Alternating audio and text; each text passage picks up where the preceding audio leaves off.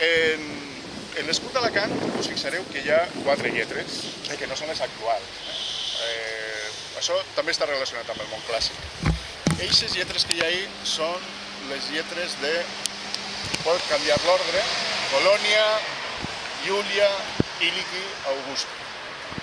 Per què aquestes lletres? Perquè aquestes lletres van aparèixer en unes monedes d'Íliqui, o Ílique, segons volem llegir, que les va fer Tiberi, l'emperador Tiberi. I tenien aquestes lletres. Jo tinc un exemplar, així. Aquesta és una moneda romana feta fa 2000 anys en Íliqui, i si algú la vol veure li la deixa, però estic controlant-la, i té aquestes lletres. Per tant,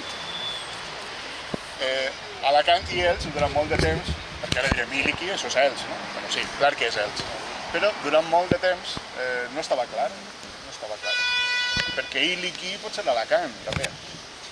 I es discutien les dues coses, i Alacant i Elx tenien les mateixes lletres. Això va acabar, bueno, sobretot en el segle XVIII, com es deia, Mayans i Siscar, no Gregori Mayans, que és el famós, el seu germà, que era Joan Antoni Mayans, un il·lustrat també, va fer un llibre que es deia Íliqui, hoy la villa d'Elche, no? I va donar totes les proves d'això és Elx i no és Alacant. Per això, en els anys 50, crec que va ser Figueras Pacheco, va proposar unes lletres noves, i ara tenim Acra, Leuca, Lucentum, Alacant, o Alicant, posat en àrab. Però són lletres noves. Tots els monuments anteriors als anys 50, com este d'ací, que és anterior, és ahí, el 21, si no estic enganyat.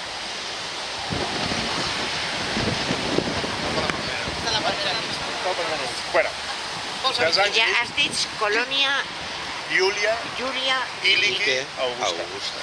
Tots els escuts d'Alacant que veureu anteriors als 50, que són moltíssims, tenen aquestes lletres encara, que són les que estan actualment en l'escut d'Elx.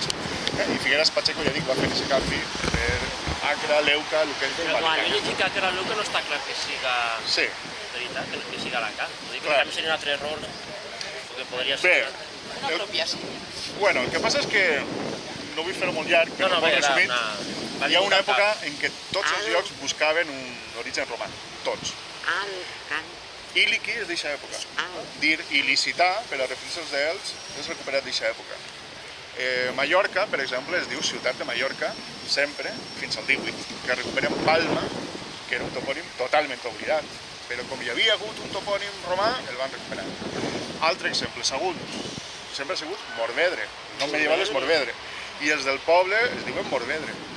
Per què Sagunt? És perquè el passat romà era molt important Sagunt, per les guerres púniques, i per tant, en el segle XVIII va existir aquesta obsessió per buscar un passat romà.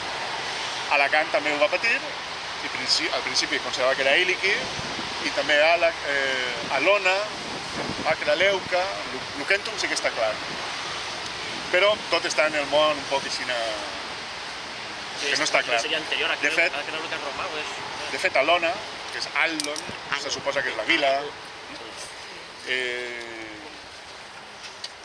Bueno, podríem dir que Alacant sempre ha anat buscant el passat romà també, que existís, perquè tenim Lucentum allà al costat, per tant, no és una búsqueda...